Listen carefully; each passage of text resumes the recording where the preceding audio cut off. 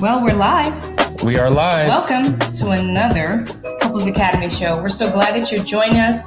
While you're here, all the early comers, would you please like, share, and subscribe? Tell everybody who you know. Everybody has been waiting and saying, I can't wait to get on and listen to the Couples Academy show live. Every week people say that. So if you know somebody who's been trying to catch us live, take a moment right now and just share that and let them know, hey, they just came on. Don't miss it. They're about to drop some knowledge.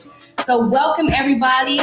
We are the Couples Academy show, and we are broadcasting live from Atlanta, Georgia. We are. That is our world headquarters, and we're excited because so many people tune in from all over the world, at least 6 continents, and we're happy that we're able to contribute to people's growth, to their marriage. And so we talk about life and love and relationships and communication and sexuality and all things that make a relationship go right and what to do to prevent that relationship from going wrong. And what's your name? Oh, my name is Hassani. And I'm Danielle Pettiford. And today's topic is, am I married to a narcissist? Join us right now.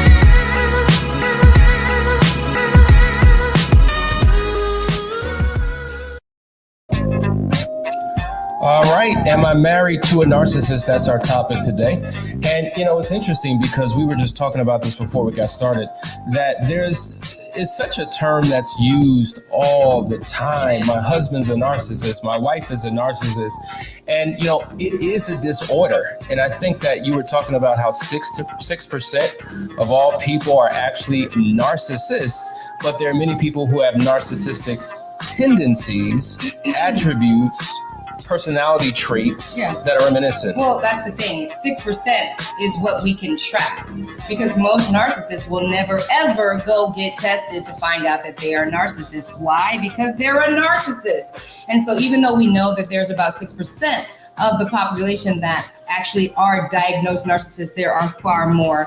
And unfortunately, we tend to encounter them quite often in the business that we're in because we're dealing with affairs. And a lot of times, some of those characteristics shine through. Some of those egotistical, self-centered personality traits shine through. So while people are throwing out the word narcissist every 5 seconds, they may be experiencing characteristics of narcissism. It may not necessarily be an actual narcissist you're dealing with, but somebody who's carrying quite a few of those tendencies. Absolutely. Yeah. So we want to unpack it today because I think we need to give the people clarity. And, we want to figure out if you're married to a narcissist or if you are a narcissist, how to properly identify what it is and then what to do with it. And so, do you have a definition? Yeah, one of the definitions, and you can go to any source and they'll all pretty much say the same thing, but narcissism is an egotistical admiration of one's idolized self-image. So you see yourself a whole lot better than other people see you. It could be an inflated ego. It is a disorder in which a person has an inflated sense of self-importance. And that's a horrible thing when you're in a relationship and there's other people who are part of your world, like your spouse and your children. And if you put yourself first above and beyond everyone else, that's a problem. One of the roles of a spouse and a parent is to serve, right? Is to take care of others. But a narcissistic personality type of individual wants to be served. I remember, my good friend Andre Whitfield, he wrote a phenomenal book called Male to Man. And he says that males look to be served, but men look to be of service. And we can fit that into the same, personality type of a narcissist. They want everybody to take care of them and to build up their self-inflated ego. And to cater to them. And I think it's interesting, the term narcissist came from a Greek young man whose name was Narcissus, who actually fell in love with a reflection of his own image in a pond. And so that really gives you an idea of what we're talking about. Somebody that requires to be catered to. They have a grandiose self-identity. And at the root of it, really, there's a lack of self-worth. there is a lack of value, and it comes from a lot of different places that can come together and create this personality style. So somebody who requires a ton of admiration and the focus to always be on them is just one small indication of that type of a personality, but still doesn't necessarily put them in the narcissist category. But some of those qualities you start to put together. If you're somebody who's in a relationship and you're thinking, am I married to a narcissist? And you find yourself starting to research information about narcissism, you are kind of creating your checklist. Like, okay, yes, this, that, and the third, so that you can come up with the thought that yes, he's a narcissist, or yes, she's a narcissist, because odds are you're never going to get them at a doctor's office to be able to say, yes, I want to be tested. Let's find out if I'm actually a narcissist. Wow, that's interesting. So you're going to have to come up with this information on your own and do your own research to find this out. There's a great comment from Facebook user. Good morning. Great topic today. The word is used often to describe people dealing with partners that have narcissistic tendencies or behaviors. Typically, true narcissists wouldn't consider their behavior a problem, so they would never get diagnosed. And you just said that. That's absolutely true. That's literally it. That's absolutely true. So there's quite a few points here that I wanted to kind of highlight, and we'll get into discussion on this, just to give you an idea of what you're dealing with, what you're really dealing with at the root of this thing when it comes to narcissism. Okay, so this is a person that has zero tolerance for shame. And what that might look like is that, you know, a narcissist may tend to do a lot of things wrong, very hurtful, self-centered things in the relationship, but will never own up to it, acknowledge it, or face it because of the shame. And the reason why they avoid the shame is because of their own lack of self-worth and value. It almost is like a mirror reflecting back to them. And so there's a doctor that mentions how the narcissistic personality, it's combining nurture and nature. Okay, so how you nurture a child, all this stuff stems from our childhood. If you have raised a child with this overly sense of self-importantness, that they have a certain specialness, and that's how you've raised them, then you mix that with certain personality traits, because it actually is a medical and mental disorder. You actually create an environment to nurture that narcissistic personality style. That's so true. Nature versus nurture is a powerful thing, because a lot of times people can falsely attach who they are to the wrong thing, not understanding there's influences from both. So in essence, you're born with a certain type of wiring, but then that can also be developed and poured into through your nurture. And that's why you have to raise your children upright. And we're going to get into that in terms of how to parent, because that also impacts how you raise your children and the expectations that they have for life. We say this all the time, like if you are in a child-centered marriage where, you know, you were once husband and wife and all your time and energy and effort and affection went towards one another, and then you have children, and then you take off your husband and wife hat and put on your mommy and daddy hat, and everything is about the child. You move heaven and earth and adjust everything for that child. That child is raised to believe that, hey, the sun and the moon rises and falls on me. Every day is my birthday. Every day is about me. Me. And so if they've seen a one-way transactional, direction of love faced towards them, when they become an adult, they expect the same thing. And so they don't know how to share. They don't know how to love. They don't know how to serve, because they never saw it. All they saw was that the fact, you know, they were the recipients of such types of expressions, and they don't have the adequate tools and know how to make a relationship work. Powerful. Cosmopolitan magazine points out that narcissists also tend to have a fragile, insecure mindset, because somewhere along the way, they were made to feel less than. They did not have proper nurture and loving in the home. And so because they did not get that nurture, they lack empathy. Literally, the fact that they were not loved in a proper way, you might imagine, I'm just making this up, but a wealthy child with parents that are just always off doing their own thing, and they've left the child to figure it out on their own. He never got that attention. Maybe he got things, right? But never, or she. Let's be fair. They got things, but they never got that love and that nurture. And so they had to dull that need. And so they started to not care, right? And now they have apathy. And so they just going through life with apathy and not have no connection. And so when you get into a relationship later on in life where emotions matter, they just don't feel comfortable in that environment. Like if you hurt me and I got to face you and you got to face me and I've got to deal with this hurt and pain, but I'm dealing with these narcissistic tendencies. it is going to make me even loathe myself even more, because I've never been made to feel comfortable in a situation where emotions were flowing. So true. I have a couple comments I want to jump to. Male to man, Dondre Whitfield book mentioned narcissistic desires focused to be on them. Absolutely true. LaShawn says, let's jump to LaShawn. Oh, I'm sorry about that. I failed my marriage. I've done this all by myself. So my marriage is not healthy. My husband has the right to leave me. I don't deserve love. LaShawn, what are you talking about? You don't deserve love. You failed your marriage. Your spouse deserves to leave. Possibly that may be true, but it doesn't mean that has to be your end result. I think LaShawn is maybe speaking from the point of view and the mindset of the narcissist, because even though they express a certain kind of way, they don't care, and they show up a certain kind of way, grandiose and big, and I got it all together, deep down inside, they're feeling like I'm a failure. I can't do this. I can't do that. And that's something that you'll never really get to. Like, they've got the layers of this onion hiding the real self-loathing that's down inside. Yeah. And here's another comment from Clarence. The lack of empathy that my wife has towards our marriage has really caused a problem in our relationship. And we talk about this all the time. Obviously a narcissist struggles with empathy and compassion and emotionally connecting to someone else because they're self-absorbed. And that does create a significant problem. And you can have all the conversations in the world you want, all the coming to Jesus conversations.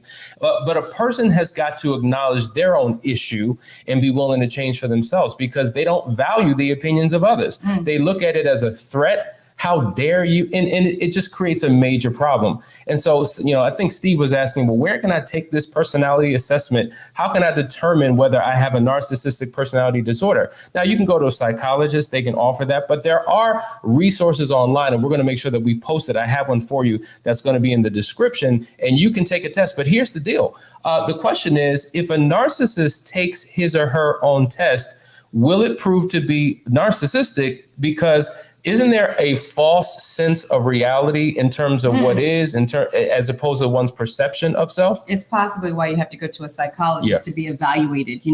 That's a good point. Even when we give our assessments for Enneagram, we're like, answer with the first response that comes to your mind. But if the first response that comes to your mind is, defending your point of view and your perspective because you have a narcissistic mindset, that might skew the results. And you know what, Danielle? Very good point, because when we do give people that test, a lot of times they're off, and we can sense what they are. Their spouse can sense what they are. And so a lot of times in these sessions, we'll say, listen, spouse, we want you to tune in. We want you to speak. Does this resonate with who you know your spouse to be? Because some of us are so, I don't know, to your point, we're trying to protect our ego, or we're oblivious to who we really are. You're reading those questions and you know where it's going. So if you're trying to protect that from you, you don't want to be exposed, then you'll shift your answer. And that's how we end up with these tests that are like way left. Like, but it exposes you. But it does expose you in the end, because you're like, Joker, no, you lie. And then the truth comes out, well, I kind of read through them 3-4 times and really contemplated what the answer was going to be. I've actually had to test someone 3 times once to finally get to the root of the personality style. All right, next one.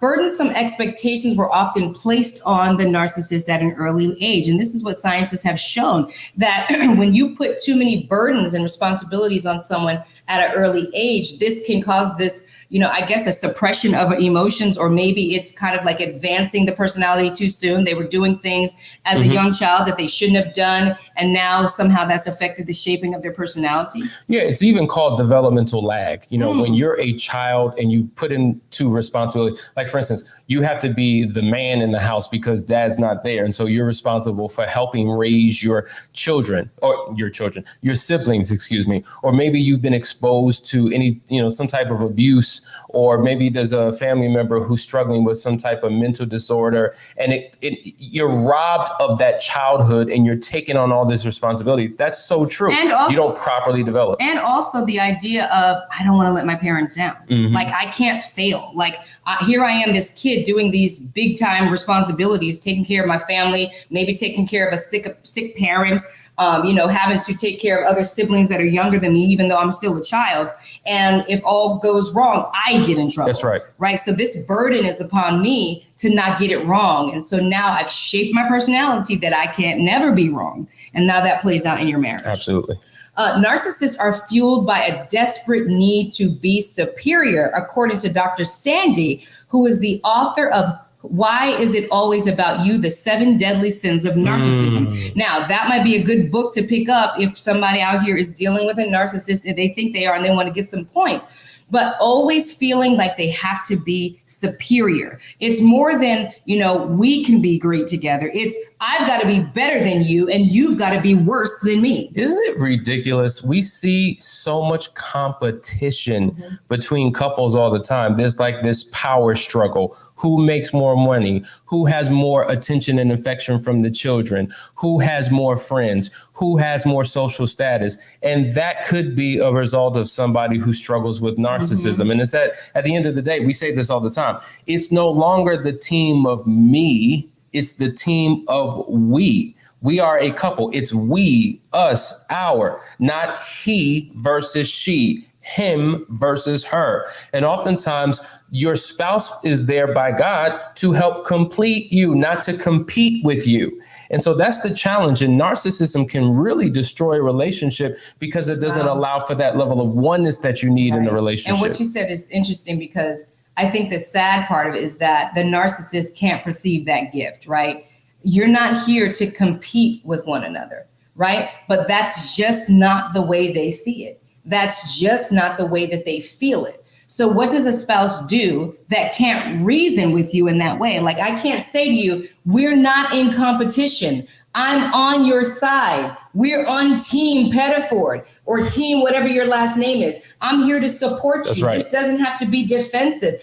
What do you do if you're married to somebody who does not see it that way, that all they see is you as competition, that you remind them because of your greatness and your fabulosity, you remind them of how they feel low. They actually feel beneath you, but you'll never, ever know that. They feel that you're smarter than them. They feel that you've got it all together and they don't. And the moment that they actually part their lips to give you a compliment, that's when it all comes down for them. Because now it's just like, I've actually let it out of my mouth that you're better than me. That's how they see it. And this is why the point earlier about nature and nurture, or nature versus nurture, is so important. Because many of you who are watching, because I know you're just thinking about your spouse, I'm talking to you. Many of you who have these tendencies, yes, you may have come out this way, but a lot of you have had bad examples, bad modeling, and you've seen these things play out in your household growing up by mom and dad or siblings or aunts and uncles, and you've accepted these behaviors as the norm. And so what happens is when you come into a knowledge of right and wrong, you make those adjustments, you make those shifts. I mean, I could say, early in our marriage, I definitely had some narcissistic tendencies, but I'm not a narcissist. But once I gained a level of awareness, I began to shift and change in some of those areas, and I no longer do that. So that's what I'm saying. You have the ability of making changes if you struggle with some of these things, and you do not have to be what you once were. And that's the key. Personal transformation will lead to your marital restoration. Can we hashtag that? Personal transformation will lead to your marital restoration. And once we understand that, it's no longer pointing the finger at our spouse because we got 3 fingers pointing right back at us. I got to read this one because this is so good. It says, number 6, a sense of entitlement lies at the core of the narcissist behavior, right? They feel they are deserving in situations without regard to other people, right? Entitlement is a way to bypass their having to feel disappointed or vulnerable because they've asked for something they didn't get it, explains Dr. Craig Melkin, who is the author of Rethinking Narcissism, another book for you to check out, and an instructor of psychology at Harvard Medical School. When an extremely entitled narcissist also exhibits manipulative, exploitive behavior, that's the most troubling combination. So this whole idea of being entitled, right? Like you now deserve something that you just don't deserve. And it doesn't matter what they've done or who they've done something to or how a person feels or how the environment is being impacted by you, what people around you are experiencing as a result of you. All that matters is me right now. That is the worst thing ever, to be bound to someone that no matter what the environment, all that matters is me right now.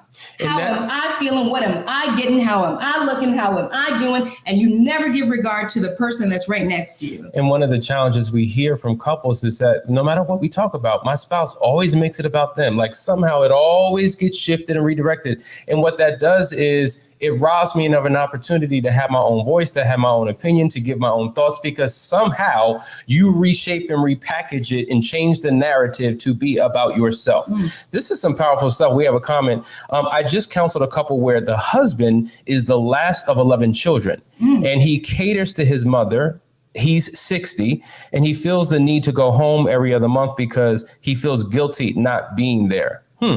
Okay, so I know birth order can contribute to a lot of things. When you're one of 11 children, there's probably a lot that you've missed out on. We talk about this all the time. The more children you have, the less the younger child gets, because the first child got everything, right? Because you're trying to figure this thing out. And then by the second and third child, they'll figure it out. They got their older siblings. Yeah. And so maybe there's a competitiveness that a child has with the siblings that can create some things. And so that's the part of the culture. And so there's this, I don't know, desire to cling on to a spouse or to a mom in this particular case. So, I mean, there's all types of contributing factors to why people do what they do. Another comment, she got a raise at work. He had to get a raise too. They work at the same company. See, this is what we're talking about. That competitiveness. That's what we're talking about. Right? I just can't be happy for you. Right. Like when Danielle wins, I win because we're one. Exactly. I'm not in competition. Exactly. She's not a threat to me. Exactly. I'm not intimidated. I don't deal with inadequacy because she shines. If she shines, we're on Team Pettifor. See,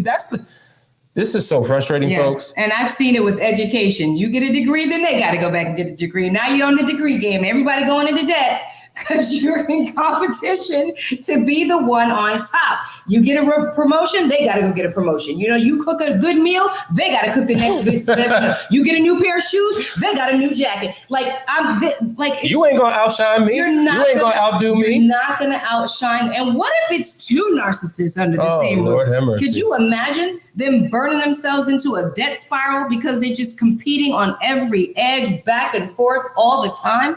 Neither of them recognizing that they both are narcissists. Wow. That's deep. Who's going to help them? Oh, boy. A couple more comments. Emotional abuse have a very bad effect on the physical body also. You better believe it, because Danielle was talking about this the other day, that 70% of our bodies is water. There was a scientific study by Dr. Emoto who crystallized water and put words, positive and negative words, on these jars of water. And when they came out, the positive words had all this beautiful crystallization. The negative words, it looked like there was death and it was destruction. And that's what happens when you speak negativity you're speaking them into someone's life, and it causes all types of physical challenges that people deal with. And so this is why people say, man, I'm allergic to my spouse. Like, I'm sick just being around you. So we need to figure some things out to get things back on track. Wow. Okay. Listen, the next one says narcissists tend to ignore appropriate boundaries. And you can understand how that might be the case for many scenarios you can put this into. Because a narcissist, again, is not thinking about how what they do is impacting the environment or anything else around them. All they're doing is catering to their own need at that moment, right? So if there's somebody in the room and they are shining, right? Somebody is the talker, got all the jokes, right? They look good, smell good, everything got it, and they in the room and they done stole the show. The narcissist will find something, somehow, regardless of the boundaries that they're breaking, regardless of how inappropriate it is, to make sure that the spotlight comes back on them. So you could fill the blanks in on that. Like if you are in a situation and you know that your spouse is a narcissist, right now, I know you're playing scenarios in your head where your spouse did just that. Because when they see somebody else up, it means to them they are down. When they see somebody else over there successful and have it going on and has the charisma, for them, it's showing their lack of charisma and having it going on. And that's just how they see There's things. a mindset. So they enter into a room and they're looking at everyone as competition. Yes. Who do I need to, like the attitude is all I do is win, win, win, no matter what. And when you bring that mentality into a marriage, that's destructive. It's about us winning. We are winners, not me versus you. And this is the problem. This is the problem. So if you are a narcissist, if you have any of these tendencies, I want you to be open. I don't want you to defend, because a lot of times when we're talking about personalities, people have a tendency of defending. Well, the only reason why, or this only shows up when, or only with him or only with her does that come out. Listen, a person can't pull out of you what's not in you. We talk about this all the time. If I had a lighter and I lit it and I put your hand over this lighter and I had 3 other people, one person responds to the heat differently than the other. One may curse, one may cry, one may scream, one may ball up a fist and punch. But what came out of you in your reaction was based upon what was in you, because a crier wouldn't punch and someone who punched wouldn't cry. And so the reality is, fine, you may point to a circumstance, point to a situation to justify why you do what you do. But at the end of the day, it is just an outward manifestation of an internal reality. And these are the things that we have to deal with if we're going to really be honest with ourselves and make changes and shifts in our relationship.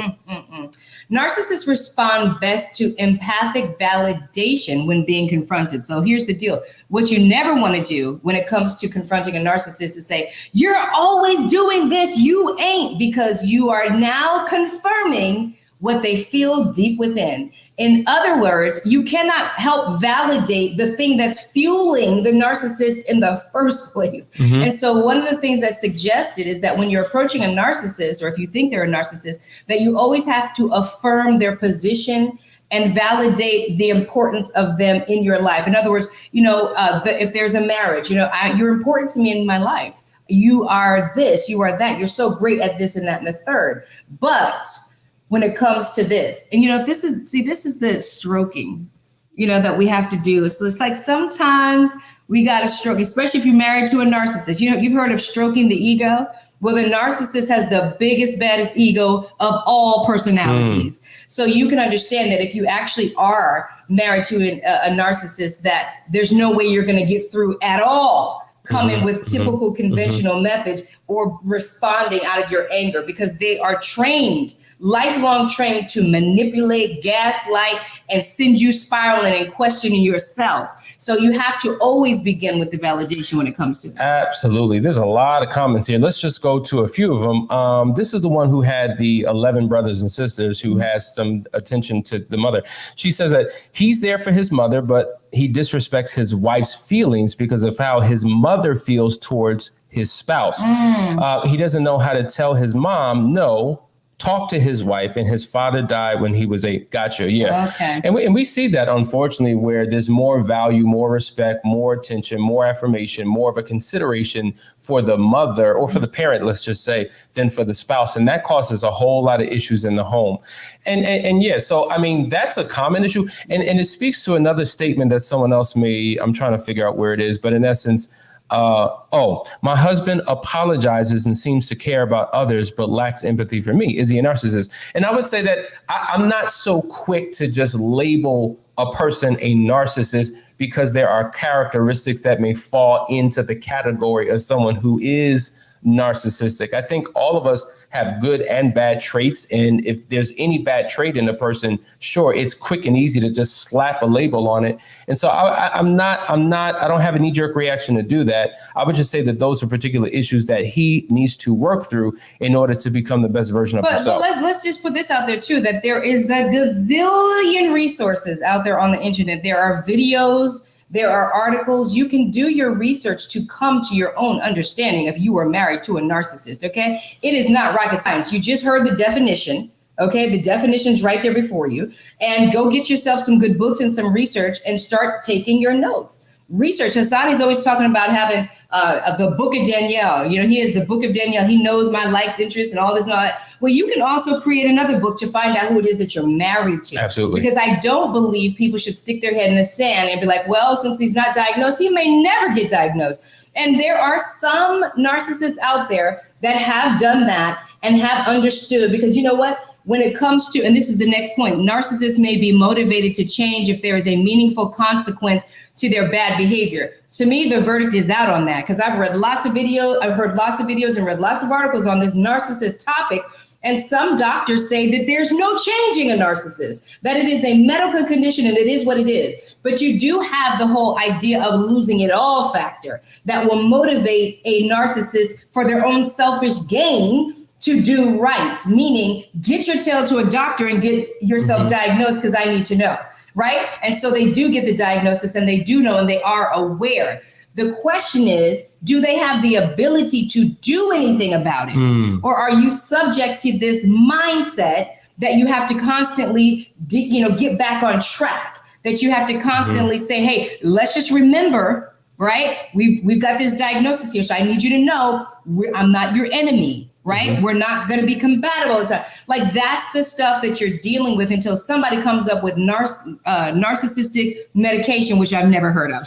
And see, this is for that reason. And this comment goes with that point. I love my wife and I really want to be with my wife, but my doctor and my therapist told me I need to rethink this. And so this is why I think it's important to deal with somebody who actually somebody who specializes in identifying narcissistic personality disorder. Absolutely. Because I don't want you to just assume that your spouse is something that they may not be. Because if it is true that a narcissist can't change, but your spouse, listen, I'm not a narcissist because I've made changes. I'm far from where I was. I still have a journey yet to go, as we all do. But it just seems like people who have these behaviors, some of them have transitioned. Some of them have transformed. So I wouldn't want you throwing your marriage away because you are assuming your spouse is something that they're not. That's why the testing is important. And somebody who specializes in counseling people who have that type of an issue.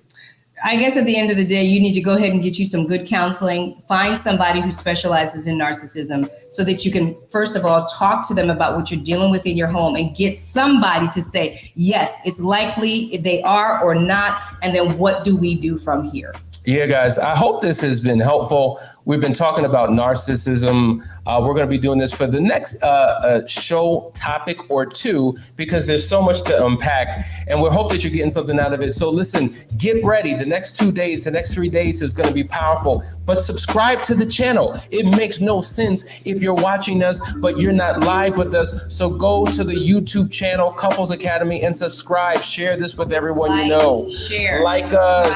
I know you like us, but like the post so that we can take this thing to another level, guys. Listen, I hope you're enjoying everything that you're getting. We would love to hear from you, to be a part of this community. And all I have to say is see you right now. In like, the share, AM. Subscribe. Right all right, guys. Talk to you soon. Can't bring us down. Can't nothing bring us down. Our love is too high. Bring us down. Can't nothing bring us down. Bring us down. Can't nothing